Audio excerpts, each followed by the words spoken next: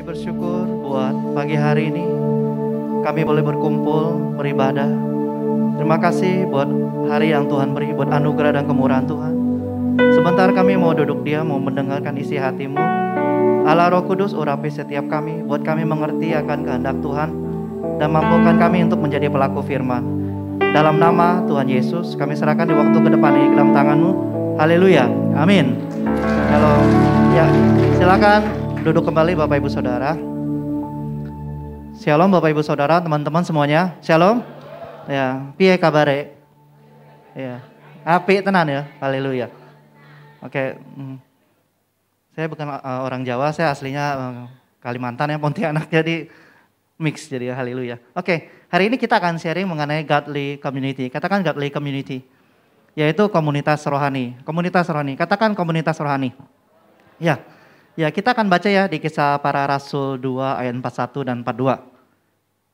Kisah Para Rasul 2 ayat 41 dan 42. Oke, sudah dapat semuanya? Saya akan bacakan ya. 1, 2, 3. Kisah Para Rasul 2 ayat 41 dan 42. Orang-orang yang menerima perkataan itu memberi diri dibaptis. Dan pada hari itu jumlah mereka bertambah. Kira-kira 3.000 jiwa. Wah, banyak ya. Katakan 3.000. Saceng gitu kan ya. Saceng. Mereka bertekun dalam pengajaran rasul-rasul dan persekutuan. Dan mereka selalu berkumpul untuk memecahkan roti dan berdoa. Ya, inilah jemaat mula-mula, kan keadaan di mana jemaat mula-mula, komunitas yang luar biasa, ya kan, cikal bakal dari adanya katakan gereja, ya. Nah, orang-orang yang menerima perkataannya itu memberi diri dibaptis ketika Rasul Paulus, ya kan, Petrus dan rasul-rasul yang lainnya mereka mengajarkan banyak orang ya sekitarnya. Mereka akhirnya menerima pengajaran tersebut. Banyak yang bertobat, ya kan. Di sini dikatakan menerima perkataannya gitu kan, itu dan memberi diri dibaptis, dan pada hari itu jumlah mereka bertambah kira-kira 3.000 jiwa. Wah, itu luar biasa ya. Di mana terjadi penuaian jiwa besar-besaran, puji Tuhan ya. Nah, ini adalah satu cikal bakal daripada komunitas kita. Ini adalah komunitas rohani. Ada komunitas rohani juga ada ya, komunitas di luar rohani ya. Contohnya komunitas yang di luar rohani banyak ya. Contohnya komunitas apa? Sepeda, ya kan? Komunitas motor, mobil, mainan. Di sini siapa yang main Gundam? Haleluya. Pasti ada komunitasnya ya, segala macam. Nah, jadi kuliner juga ada komunitas kuliner, ya kan? Seperti kita ketahui banyak komunitas di luar daripada komunitas rohani. Nah, hari ini kita akan membahas mengenai komunitas rohani. Nah, di gereja kita ini ada komunitas rohani. Ada yang tahu nggak nama komunitasnya apa? Wah, puji Tuhan. Ya, komunitasnya adalah namanya Life. L itu apa? Love. Katakan love. I artinya apa? Impact. Katakan. Fun. F fun gitu ya, haleluya. Dan E equip ya. Oke, jadi ada LEFE yaitu life ya. Kita ulang lagi. L love. I impact. F fun. Dan E equip ya. Jadi love itu apa? Dimana di dalam komunitas life ini kita saling mengasihi, ya kan? Kita menerima orang apa adanya, tapi kita tidak membiarkan mereka apa adanya. Katakan amin. Ya, jadi di dalam life kita menerima setiap orang, baik itu latar belakangnya apapun juga, kita wajib menerima. Sebagaimana Tuhan Yesus menerima kita apa adanya. Katakan amin. Tapi Tuhan Yesus enggak membiarkan kita apa adanya. Katakan amin. Ya, setelah kita kita masuk nih, wah, kita awalnya yang enggak taat sama firman Tuhan.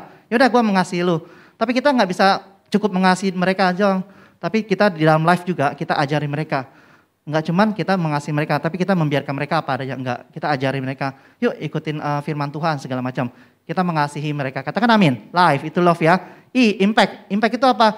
Di dalam life kita membawa dampak bagi sekeliling kita, baik di dalam life kita maupun di luar dari life kita. Katakan amin ya. Nah, fun. Fun itu apa? Di dalam life itu ada sukacita, yaitu ciri khas daripada kekristenan, orang Kristen. Kadang ada joke gitu kan, orang Kristen dikit-dikit nyanyi, dikit-dikit ya kan gitu kan, dikit-dikit pasti nyanyi. Ya kan, perbedaannya apa? Waktu lahiran, yuk ucapan syukur ya kan, pemberkatan rumah nyanyi lagi ya kan.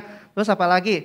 Waktu dipanggil ke rumah Bapa di surga ya kan, di dalam di rumah duka nyanyi lagi ya enggak? Jadi dari lahir sampai meninggal gitu nyanyi lagi gitu, itu artinya sukacita. Katakan amin. Ya, jadi ada sukacita di dalam Kristus, amin. Ya, jadi ada fun, ada sukacita di dalam life itu. Equip apa? Kita diperlengkapi. Ada diperlengkapi, kita diajarkan mengenai firman Tuhan, cara melakukan firman Tuhan, amin. Nah, dalam komunitas rohani ada apa aja sih? Jadi komunitas rohani nih kita ngomong nih hari ini. Dalam komunitas rohani ada apa aja sih? Jadi ada 4, katakan ada 4. Ya, hari ini kita akan selesai dalam singkat, dalam tempo yang cepat, haleluya. Ada 4 gitu kan ya. Yang pertama itu pengajaran, katakan pengajaran. Ya, kalau kita baca di Kisah Rasul 2 ayat 41 dan 42 ya, dikatakan gini, mereka bertekun dalam pengajaran. Jadi di dalam live, di dalam komunitas rohani itu ada pengajaran. Ya, pastikan bahwa live yang kita ikutin itu ada pengajarannya. Ada apa? Kita diajarkan firman Tuhan. Katakan firman Tuhan. Itu basicnya, dasar, itu yang paling mesti ya kan, di dalam live itu mesti ada firman Tuhan ya. Nah, diajarkan firman Tuhan, mulai dari gimana? Hal simpel apa? Cara baca firman Tuhan, cara merenungkan firman Tuhan, dan cara melakukan firman Tuhan. Katakan amin ya. Jadi di dalam live itu kita diajarin nih caranya nih ya kan. Cara baca firman Tuhan, yuk kita mesti baca nih dari sini, baca berapa, dari pasal berapa gitu kan. Terus yang kedua merenungkan, rema, katakan rema. Jadi waktu kita baca asal baca doang, kita nggak bakalan dapat rema. Kenapa? Karena kita nggak merenungkannya. Maka dibutuhkan yang namanya merenungkan ya, dan melakukan firman Tuhan. Nih, salah satu contohnya ada salah satu member live kita gitu kan, saya sering baca firman Tuhan, tapi ini remanya apa ya? Terus komitmen yang mesti saya lakukan apa ya? Pernah nggak kalian ngalamin, Bapak Ibu Saudara ngalamin? Udah baca nih satu pasal gitu kan, apa ya Tuhan ngomong apa gitu ya, rema apa yang didapat gitu kan. Jadi rema itu pengertiannya itu kayak kita makan gitu kan, nasi sama telur gitu kan, karena saya suka telur gitu kan, nasi sama telur. Ketika kita makan nasi sama telur dengan cara yang singkat, cepat gitu kan, kayak orang lagi kerja kan, lagi diubur-ubur waktu, bluk, apa yang dia rasakan?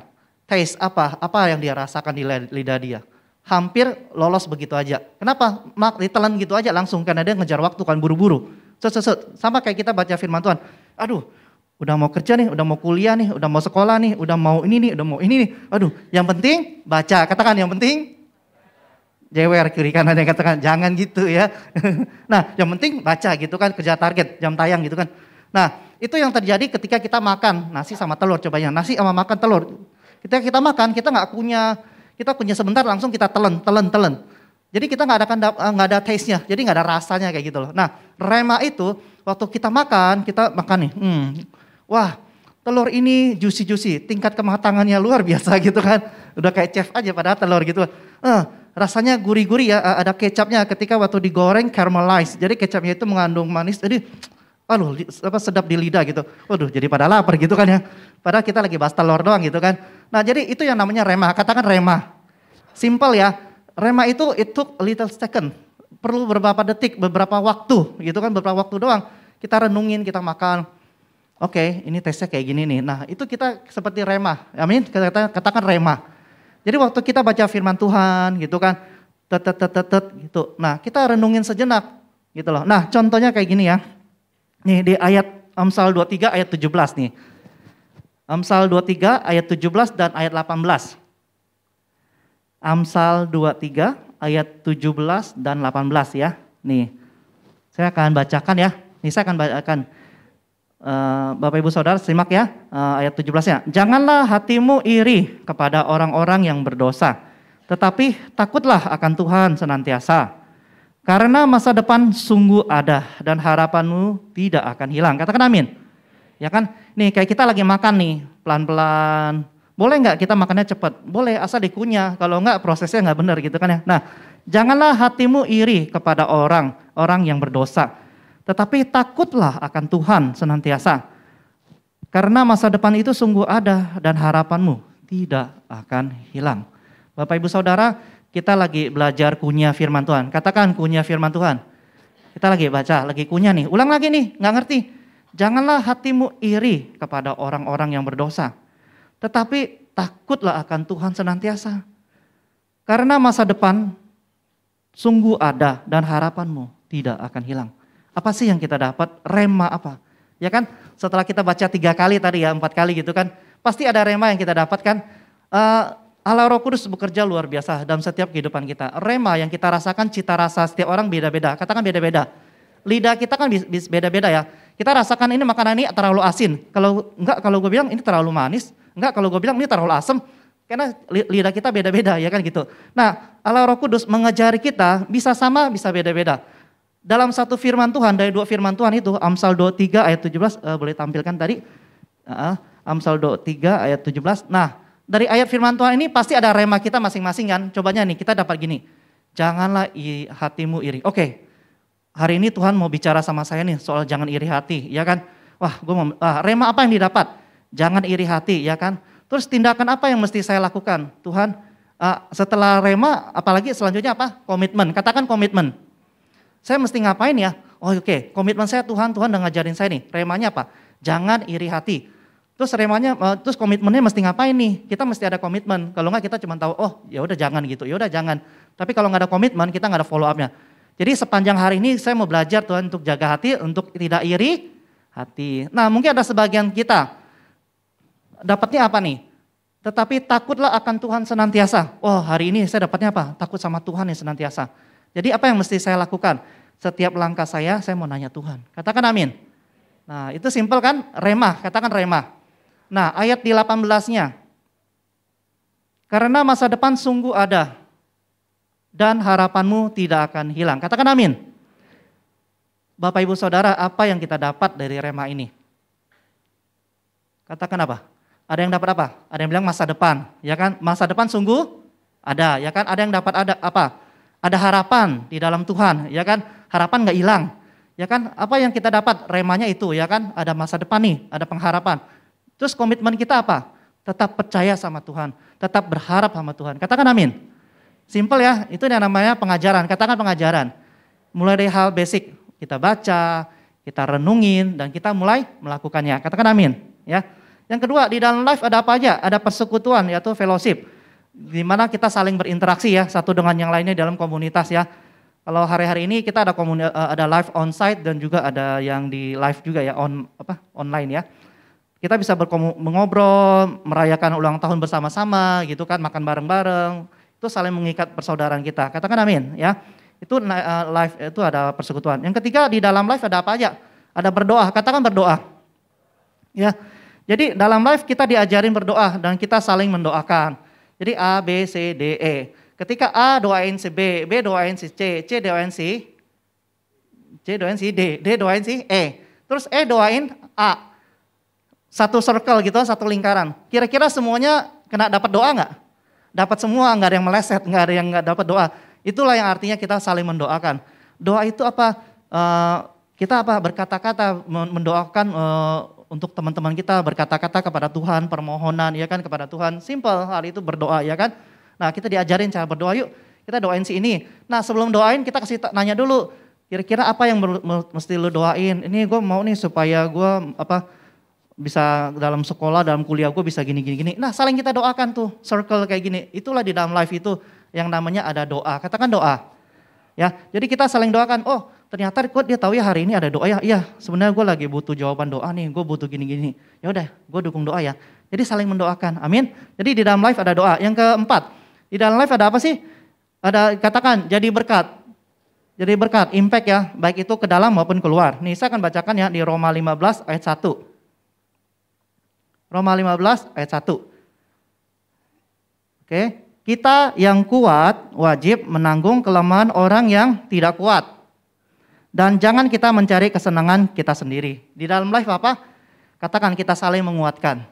Ya, kita yang kuat nih wajib menanggung kelemahan orang yang tidak kuat. Dan jangan kita mencari kesenangan kita sendiri. Nah, di Pengkhotbah 4 ayat 9. Pengkhotbah 4 ayat 9. Pengkhotbah 4 ayat 9 ya. Saya akan bacakan ya. Berdua lebih baik daripada seorang diri. Karena mereka menerima upah yang baik dalam jerih payah mereka. Ya, firman Tuhan ini universal. Bisa untuk pasangan hidup, bisa juga untuk sesama kita. Ya, katakan amin. Jadi Pengkhotbah 4 ayat 9. Berdua lebih baik dikatakan ya daripada seorang diri. Karena mereka menerima upah yang baik dalam jerih payah mereka. Nah Pengkhotbah 4 ayat 12. Pengkhotbah 4 ayat 12. Oke ya. Dan bila mana seorang dapat dialahkan, 2 orang akan dapat bertahan. Tali 3 lembar tak mudah diputuskan. Ya, di dalam life ada apa? Ada berkat. Katakan kita jadi berkat. Amin. Kita jadi berkat dan kita memberkati. Di firman Tuhan ini nih, Pengkhotbah 4 ayat 12 bagus ya, luar biasa ya. Itulah kenapa kita mesti ada life. Karena di dalam life kita saling menguatkan. Katakan saling menguatkan. Ya, di sini saya ada ilustrasi ya. Nah ini ada tali nih. Oke. Nih ini kan ada tali nih, ada 2 tali. Ketika kita nggak ada di dalam life, kekuatan kita cuma hanya segini, guys. Teman-teman saudara, Bapak Ibu saudara, teman kita nih. Ya, ketika kita ngalamin goncangan, proses, pencobaan, segala macam, ya kan, struggling, ya kan, obstacle dalam kehidupan kita. Kira-kira kita cukup kuat nggak? Cukup kuat, gue nggak perlu life, gue nggak perlu komunitas, gue sendiri bisa. Yakin, bisa kok gue. Contohnya gue dari kecil sampai gede, gue mandiri orangnya, yakin. Oke, Bapak Ibu Saudara, ada kalanya kita menemui titik di mana kita tuh nggak bisa kekuatan sendiri lagi. Kita perlu teman-teman kita. Tuhan bisa mengirimkan teman-teman kita untuk saling menguatkan kita. Katakan amin. Andaikan gini kita nih, kita superhero nih. Wah superhero, Superman gitu kan. Gue nggak butuh tim gue, ya kan. Gue nggak perlu tim DC, ya kan. Kalau nggak Avenger, ya kan. Gue nggak perlu tim-tim yang lain. Hulk contoh Hulk, nggak perlu tim-tim yang lain. Kira-kira ada kuat nggak? Kuat, buat paling sebentar doang.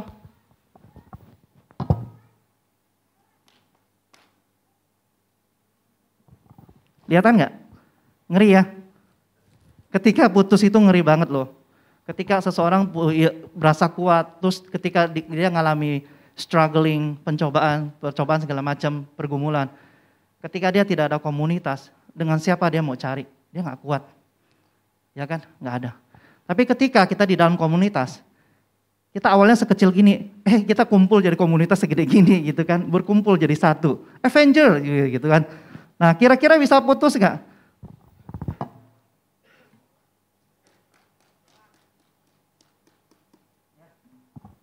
Lihat kan resultnya ya, hasilnya ya, nggak putus.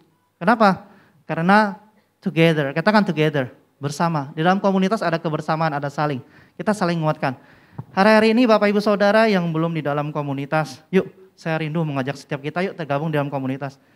Komunitas itu bukan sesuatu yang, wah ini kerjaannya gereja nih, ya kan ada acaranya gereja nih, kita mesti ikut komunitas. Enggak, ini demi kita semua. Kenapa? Di dalam komunitas kita berakar, bertumbuh dan berbuah. Kita saling menguatkan. Ketika kita kuat sendiri, terus nggak ada komunitas yang kita bisa tolong, yang kita bantu, kekuatan kita no use, percuma, sia-sia, ngerti nggak? Ketika kita kuat nih, gue nggak ada komunitas, gue kuat kok. Terus kekuatan lu buat apa? Buat apa? Sia-sia, useless jadinya. Tapi ketika kita kuat, kita ada komunitas. Oh, lu kurang kuat nih, gue angkat lu ya. Sini lu kurang kuat nih, gue angkat lu. Saling menguatkan. Amin. Itulah artinya kenapa kita mesti di komunitas. Yuk, kita teman-teman Bapak Ibu Saudara, kita harus ada di dalam komunitas yuk. Sama-sama kita belajar dan supaya kita saling menguatkan satu dengan yang lain. Amin. Puji Tuhan. Oke, mari kita bangkit berdiri, kita anak-anak kiri. Hari ini khotbahnya, boleh saya mengundang musik, pemain biola dan yang lain. Haleluya. Ada ya. Jadi Bapak Ibu Saudara yang belum ikut live, yuk ikut live. Ini bukan program gereja, bukan. Tapi ini yang Tuhan inginkan dari setiap kita. Yuk sama-sama terlibat. Caranya gimana? Hubungi nomor di bawah ini. Haleluya. Enggak ya? Jadi bagi Bapak Ibu Saudara yang pengen, aduh gue pengen nih ikut live nih. Di dalam live ada apa? Love. Katakan love. Impact. Fun. Equip. Ya. Di dalam live itu ada 4 itu, ada live itu ya. Jadi yuk sama-sama ikut. Bapak Ibu Saudara setelah ibadah selesai mungkin bisa menghubungi ya tim-tim Asyir yang ada di belakang ya kan. Saya mau dong ikut dong tim Asyir, mungkin bisa bantu tolong catetin siapa yang mau ikut live. Bapak Ibu Saudara bisa isi data, nama, alamat, kartu keluarga dan segala macam ya. Di saat ku tak berdaya, kuasa-Mu yang sempurna. Ketika ku percaya mujizat itu nyata. Bukan karena kekuatan, namun Roh-Mu ya Tuhan. Ketika ku berdoa, mujizat itu nyata. Di saat ku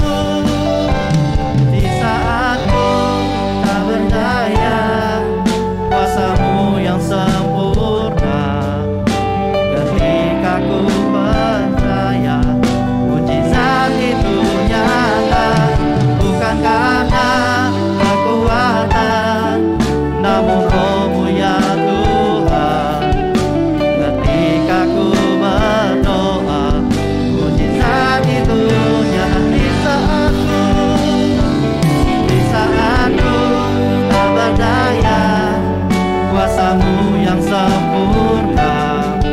Ketika ku percaya mujizat itu nyata, bukan karena kekuatan, namun Roh-Mu ya Tuhan.